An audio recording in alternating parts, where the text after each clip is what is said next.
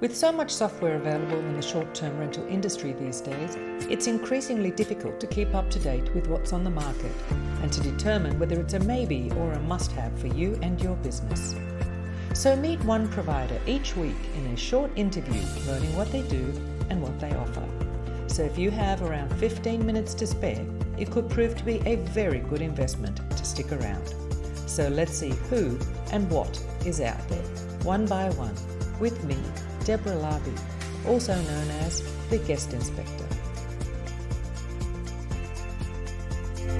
Hi everyone, and welcome to another episode of Techsplained with the Guest Inspector.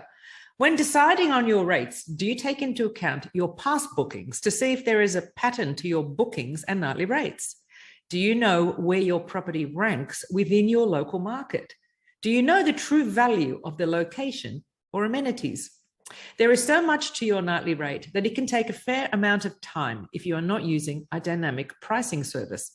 Well, today you'll learn about another service available to help you save time and earn more. Today I'm chatting with Flo from Turbosuite. Hello, Flo. How are you? Hey, Deborah. I'm very fine. How are you?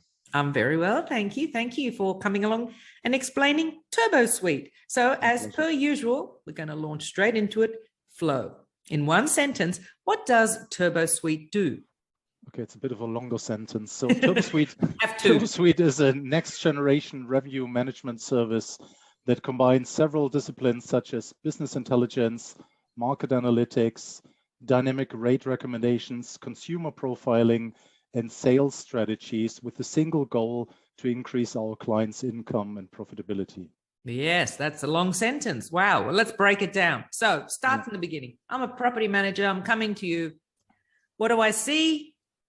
How do I integrate? And what do I get? Okay.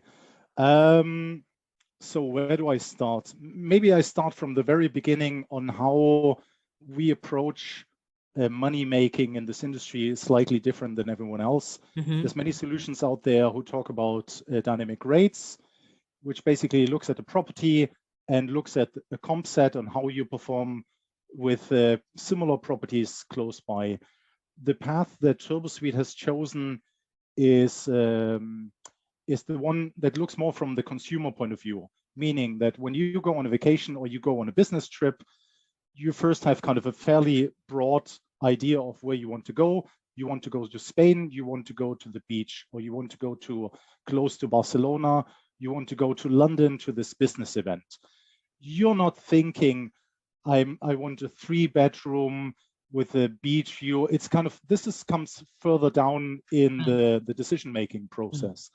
So taking this into consideration, what Turbosuite does is we analyze the whole market that our clients' properties appear in, and look at market dynamics rather than just a comp set.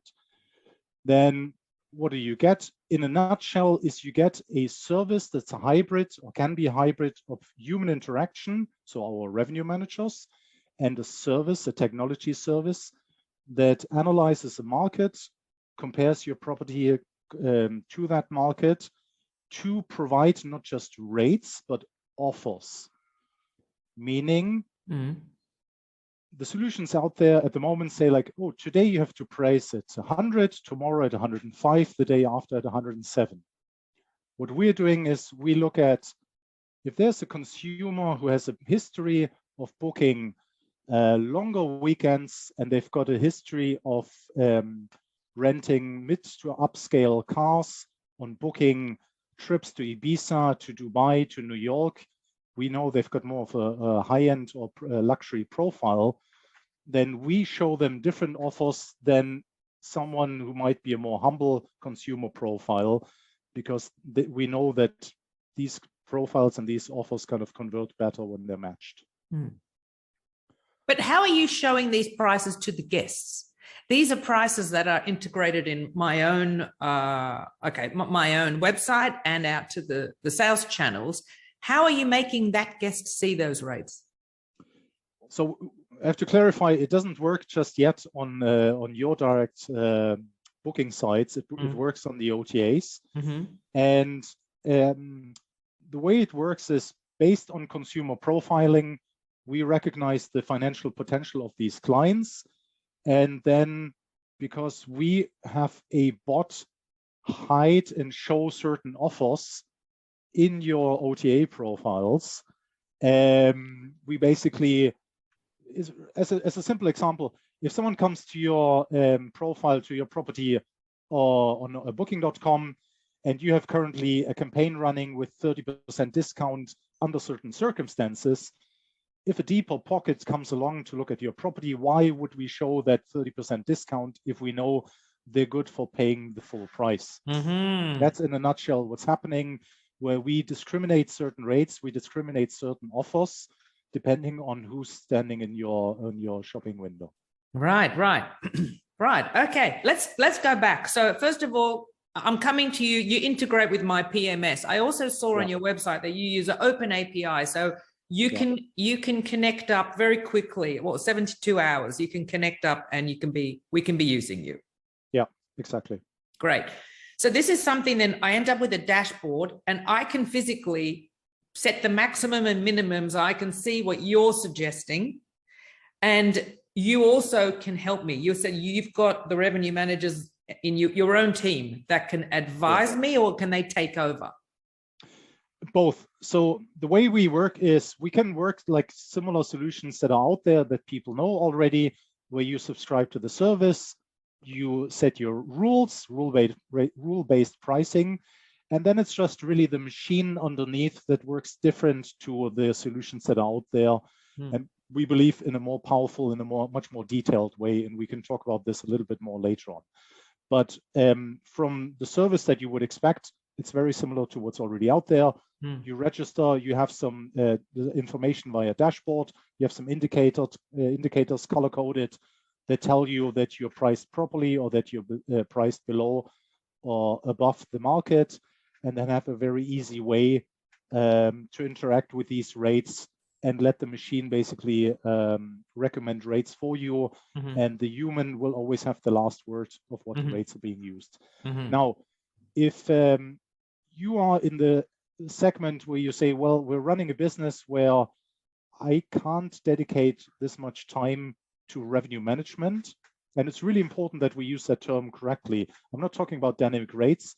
I'm talking about revenue management, meaning you create a strategy, you create rules and ways for your property to be booked in the best case scenario, that, for example, in the high season, you get these 7-day bookings, these 14-day bookings, that if you create certain campaigns and offers, that they're being shown and made available, and not just kind of daily raise your price, lower your price, depending on the competition. So if this is something that you feel you can't spend the right amount of time, then you can contract us and outsource revenue management to our staff. So we have trained revenue managers who come mostly out of the hotel industry, where revenue management is being taken very seriously. And then they will use your basically your minimum rates and your expectations to work on your behalf to maximize your income and make sure that you get bookings with a higher value, a higher length of stay, higher profitability. All right. So your booking booster breaks it down into a number of steps. So the reservation analyzer. So you do look at the past bookings, you do look at the past nightly rates, and you assess what's happened in the past, and obviously, inject it into the future. Smart forecasting, rate shopper, rate manager, the dynamic price tool, and the yield manager by sales channel and price parity. That's all part of the booking booster service that you offer, right? Yeah. So there's certain things that you might or you might not want to use. Again, it's kind of you can break this down into a very easy tool where you can push a button and you say, let the rates just automate on a regular basis, and I set some rules, and that's it. But when it comes to revenue management, as we said, you will want to look at post behavior, current behavior, future behavior. You can create a tailored comp set because you do want to have an eye on these properties that run kind of head to head against you.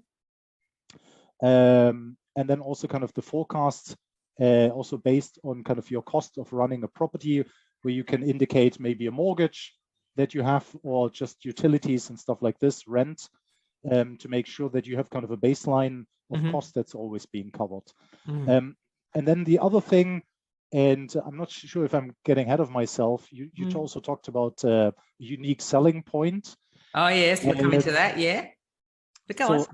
The other thing, what makes Turbosuite unique is we look at amenities in a very, very different way than everyone else, which is, first of all, we take all of the amenities into consideration. So if you have a hairdryer, if you have parking, if you have a faster internet connection, whatever it may be, we have over 150 factors in regards to amenities that we take into consideration. And the philosophy is as follows. If you take a market, like, for example, close to Disney World in Florida. Yeah. A very typical property is a large house with a pool and a gaming room, because people often take their friends or two families, go a week to Disney World, and then they want to hop in the pool, they want to do make a barbecue, they want to play games.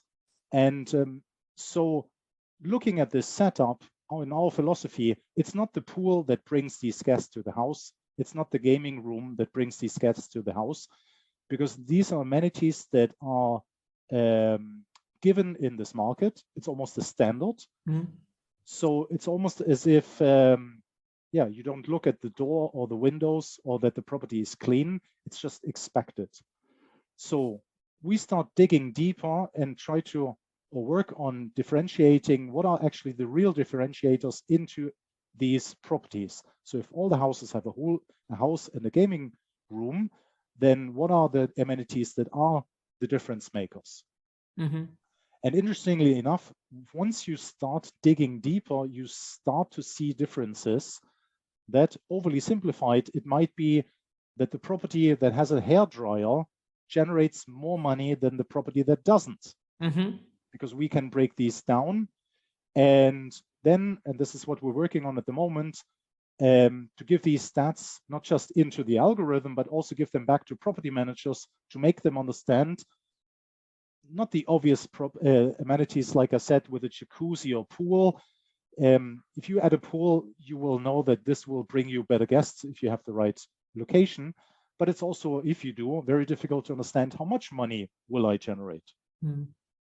And we can now break this down to, like I said, 150 amenities that you can basically know and decide, these are the amenities I want to invest. Is it a hairdryer? Is it a faster internet connection? Is it this workspace because people want to go on vacation and maybe do the odd webinar or Zoom call and so on and so forth? So it's in our philosophy that it's not just important to look at the amenities, but put amenities into context of the market. Yeah, and give it a value, I suppose. You're looking at the value of these amenities. And always in context of the market. Yeah. A air condition in Florida has a different value than an air condition in London, for example. In Florida, it's a given. You have to have it. In London, we might, after analysis, realize that even though it's not necessary from a comfort point of view, but then these properties who do have an air condition might generate X amount more revenue. And then if you break this down to your cost of installing one, it might be actually a good investment to have, because American tourists just like their AC and kind of are geared towards that, as an example. I love that you're putting the value on the amenities, because I think that's something it's sometimes overlooked. Maybe the larger amenities, like you said about the pool, yes, but all 150, that's a pretty good list. Exactly. The typical approach is to say, like, hey, there's kind of 5, maybe 15 amenities that are key. Yeah. And we actually realized that that's not the fact, that it can go much deeper. This rabbit hole is much deeper. Yeah. And giving this feedback to property managers to say, like, hey, you can invest maybe $300 as a one-off investment and generate 3K more bookings per year. Yeah. That's actually quite interesting. Yeah. So you actually have the data. So you can put a dollar value to the investment. Yeah. Okay, that's pretty good. Now, I don't know if it was Giacomo or yourself when I was chatting at one of the conferences recently that was explaining to me that when you're doing the comparisons with the other properties, you don't just look in the location, in the immediate location, you look at the whole city. And I couldn't understand, initially, I didn't understand the whole city. And then it was explained, when this area gets full, people start searching elsewhere. So can you explain that? So there's a couple of examples that I like. One is, for example, here in Barcelona, where I'm based, there's the Mobile World Congress. It's a trade fair that attracts 60,000 people in a week to Barcelona, which dramatically changes the hospitality landscape. Now, overly simplified, what happens is the first wave of business people who come to this event will want convenience. They want to be close by to the event, and they want something affordable. Also, they don't really care too much at the beginning if it's a hotel, if it's an apartment, which is also something that it's really worth noting, that we analyze apartments, vacation rentals, and hotels and put them into context. So what that means in this example of this business event, but it can also just be a normal season or any weekend in October, but this business event is just an easy way to explain how this pattern works. Is so this first wave of bookers, as I mentioned, looks for affordable and convenience. Then there's a second wave of bookers who say, well, now I have the option to book something slightly more expensive if I want to stay close by, or if I want to stay within my budget, I have to travel a little bit to pay kind of with a rate that I had in my mind. And this pattern kind of evolves. And our philosophy is that you don't necessarily have to have a property next to the trade fair for this event to impact your rates, because this event will consume so much supply that also the standard tourist who will want to come by coincidence to the city over that weekend now is faced with less supply. And as soon as supply gets slim, and you know that demand is still there to kind of fill this up, rates need to go up. So it's kind of breaking with this local, and I'm in a neighborhood and let's see what the others are doing, because in our philosophy, that's a very reactive way of pricing your property. If the others raise their rates, you raise your rate. If the others drop their rates, you drop your rates. And we've got some really interesting dashboards from existing clients that we use to show them actually, again, kind of overly simplified, instead of selling far out at 150 and penalizing clients who do early bookings, and instead of holding on to your cards and holding on to your horses for too long and having rates too high, and then maybe at the end panicking and dropping, there's a sweet spot where you don't have to sell at 150, you don't have to sell at 110. You can sell at 140 at the ideal point in time, meaning that the 150 wasn't realistic to begin with. And because it wasn't realistic, now you're trailing the market and you're just chasing those reservations. And by comparing demand and supply and seeing how bookings evolve, back to this kind of trade fair event, once this first wave of bookings, or maybe even the second wave of bookings, has kicked in, now you provide kind of a higher price point than usual, but a lower price point to price yourself out of the market, and you attract bookings that are kind of very high in ADR, very high in profitability, because you kind of waited until everyone else kind of made their play, and now you're reacting not because others dropped their rates, but because the supply isn't there anymore to react to the demand. So it's difficult to explain without the dashboards, but once you have the dashboards in front of you, it's very easy to understand where the sweet spot is and where you want to basically bet and play your cards to get these kind of extra dollars in. You do mention a holistic approach on the website. But I sort of see this as a holistic approach, just in terms of looking at all available accommodation in the city. It's not just holiday rentals, like you said, serviced apartments and hotels. That is the picture of the city in terms of accommodation and then where you price. Exactly, and that's also kind of what we've seen in during COVID, that there used to be kind of like hotels against vacation rentals. The hotels didn't like us so much. Then we've seen players like Marriott get into the game and others as well. We've got quite a few hybrid players who have, because of COVID, realized our hotels are not getting booked, apartments are getting booked. We invest in serviced apartments, the whole block. I mean, they know the operations of running those apartments very well. It's very similar. And like I said, in many, especially in the urban markets, consumers have in mind, I want to go to London for the weekend with my partner. And I have then, okay, where do we want to be? And what's kind of our price range? And then you're more attracted by a really nice lobby, a nice view. I really struggle to believe that when it comes to this type of consumer, that they go in and say, I want an apartment, I want a hotel. And many of the OTAs, I mean, Airbnb was a good example of expanding their offer. Booking's been there for ages. They just show you what's there and let the consumer decide. And we believe that's really, really important for both sides to keep each other in mind and consider this when pricing your properties. And yes, that's kind of the holistic approach, holistic in the sense of all types of properties and the whole market, because this is how the consumer starts their journey. But also, in all fairness, once you get to a more vacation rental destination, then maybe it's not as important, and the algorithm will pick up who you're actually competing and what impact certain bookings have on your property and which ones doesn't.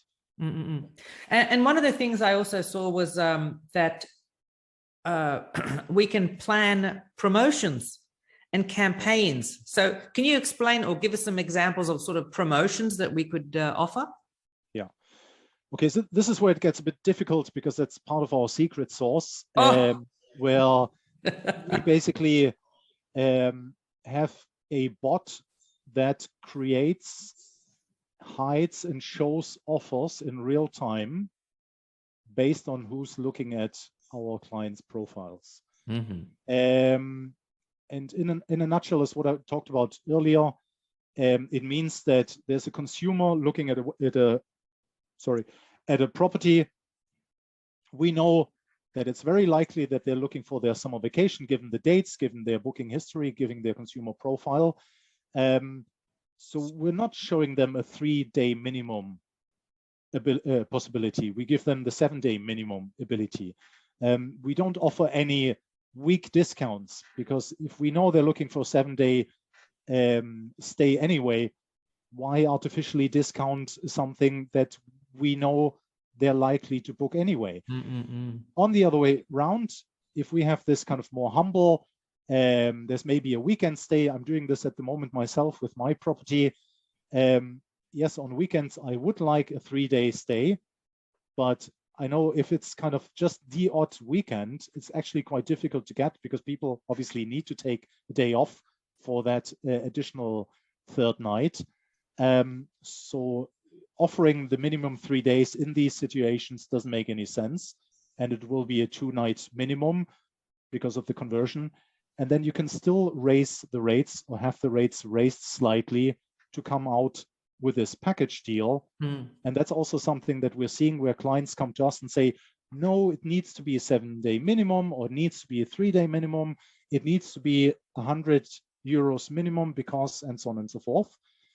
And when we do our job and when the revenue managers do their job, there's quite often the scenario where we can go back with a data-driven approach and say, listen, we analyzed your bookings, we analyzed the market, and we realized that if you're a bit more lenient on your minimum stay and increase the nightly rate, you can get the same booking value with less days sold, which means you have more availability with the same revenue, less cleaning costs, less operational issues. But it takes data and it takes trust for people to buy into this, because they're so used of doing it the way they're doing it. Yes. Well, we already touched on the unique selling point. Was there any other unique selling point you wanted to share with us? So I think it's a little bit the combination of everything we do, because that's also when someone says, hey, what do you do? It's actually really not easy to say. That's why I like to talk about next generation revenue management, because it does include, like I said, business intelligence, where we analyze a client's business and how they were performing compared to like last year or last month, last quarter to now, that they see kind of the difference, how they perform on the OTAs, then these campaigns that we create and these offers, which means that we're sort of like a marketing service also for them, the sales strategies, the consumer profiling, which also kind of goes into marketing and sales strategies. Obviously, dynamic pricing is an element, but for us, it's like a wheel is an element of a car. Dynamic pricing is for us an element of the whole lot. Yeah. And that's why also when people come to us and say, oh, yeah, you do dynamic pricing, I already do dynamic pricing, I really have to insist that this is just one of the disciplines that we take into consideration to do our job. And like I said, the combination of having revenue management as a service, as a software service, or as a human service, or the combination of both. So I see kind of different companies out there, also companies who you've recently done the Techsplained with, where we kind of like an umbrella span over different exercises and offer this kind of as a one-stop shop. I say I don't edit my my series, my episodes, but it's like, my maybe my intro wasn't quite spot on. But you are, yes, it's definitely more than dynamic pricing. Yeah. And that's also like when I talk about Turbosuite, is we're not the most established. We don't have the deepest pocket. We're a very young company. We're 2 years old. We've just gone to 10,000 bookable units in our portfolio, which is a crazy growth rate. And this is only possible because of innovation. And even when I demo the product, there's still some corners that need to be ironed out. The interface is one of a very young tool. It could definitely be a little bit more elegant. It could be kind of a little bit more intuitive, but it's the underlying philosophy on how we attack the market and how we kind of analyze properties. And this is kind of why, so the engine is kind of what really brings the results. Yeah. And yeah, like I said, it's just difficult to bring this just into one phrase or one term. Yeah. Because it's a combination of many exercises that bring the results. How big is your target audience? What size property manager? How many companies? Okay, that's a super important question, because unfortunately, at the moment, everything kind of up to 10 properties or up to 10 rooms from a hotel point of view isn't our ideal client. So there's companies out there who say revenue management or dynamic pricing is easy. We don't necessarily agree with that statement, but we agree with the fact that just like between a motorcycle and a car, one isn't better than the other. It's just a very different approach on mobility. It depends on, if I want to go to the city center, I take my motorbike. If I want to take my family to Italy, obviously I take my car. Every solution has its use. For us, we say revenue management is difficult. Revenue management is complicated. Revenue management is time consuming. And if you do not have the time, if you do not have the willingness to engage, then there's solutions out there who do a really good job in helping you increase your bottom line. But and another go-to example that I like is cooking. Is I can go to the supermarket, buy a frozen pizza. I know football is on. I don't have time to prepare something. Oven on, pizza in, 10 minutes later, I've got my meal done. Perfect. Solves my problem. But when I do have time and I have guests over and I buy fresh ingredients from the market, I know that the results can be so much better and so much more high level. Obviously, I need to spend the time, the love, and I need the right ingredients. This is kind of how I see Turbosuite. And that also translates to kind of our clients. Like I said, it starts kind of with 10 properties. And then there's kind of this midsection where people say, listen, I do appreciate that I can have a professional revenue manager working for me without having to pay the salary. And then the larger organizations who have maybe a whole revenue management team, they will just contract our solution as a technology, and also in some cases educate us on how they work, the challenges they have.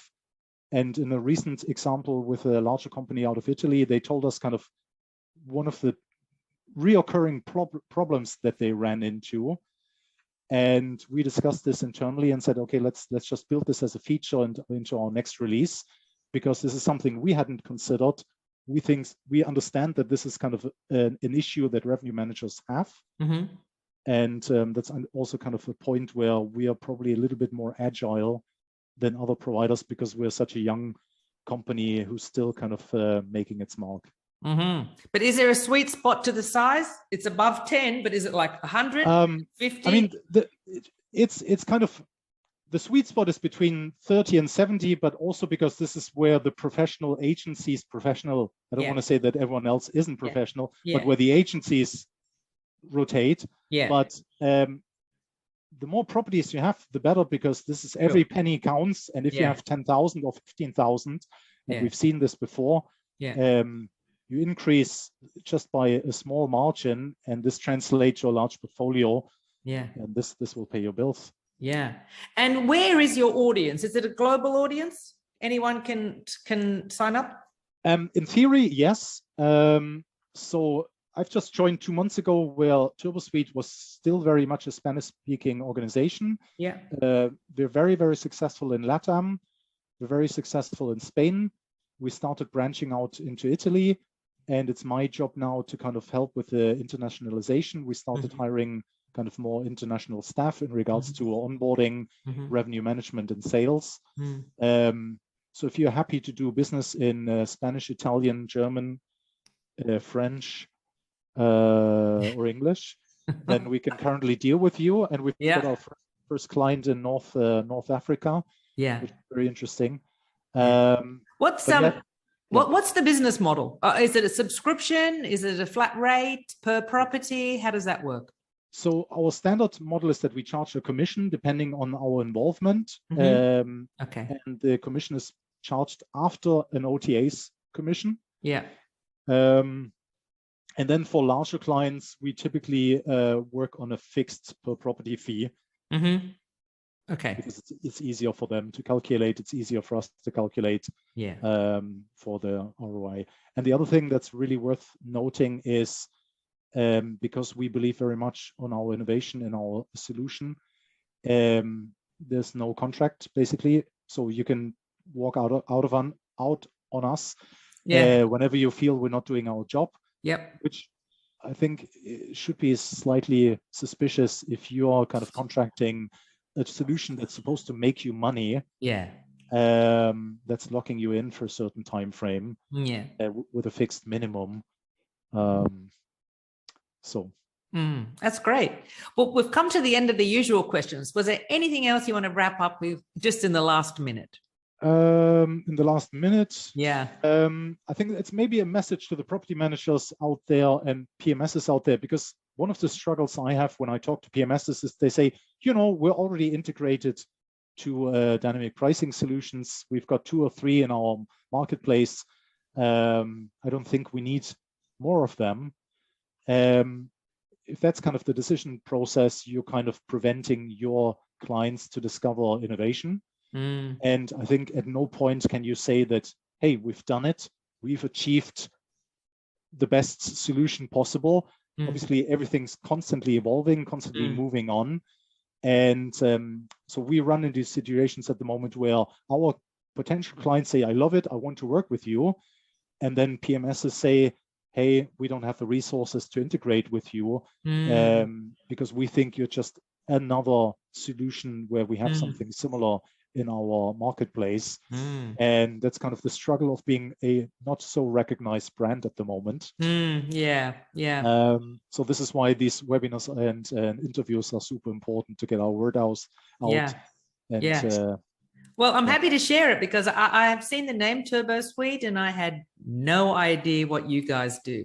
And fortunately, when I saw you and I'm running around doing the tech minis, it's like, oh, that's what you do? Okay, I've got to get you on Techsplained.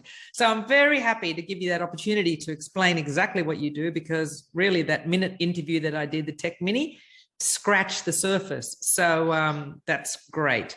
So I will put the link in the description below. If you have any questions for Flo or about Turbosuite, pop them into the comments below. Flo, it's been great learning all about Turbosuite. My pleasure, Thank you Deborah. very much. Thanks you. Thanks for having me. Thanks. Bye-bye. Well, I hope you enjoyed that episode. If you'd like to catch up on the ones you've missed, just head to thetechsplainedseries.com. That's for the longer interviews. But if you don't have time, you can always catch the short ones, the Tech Minis. Just head to thetechminis.com for extra short interviews. See you next time.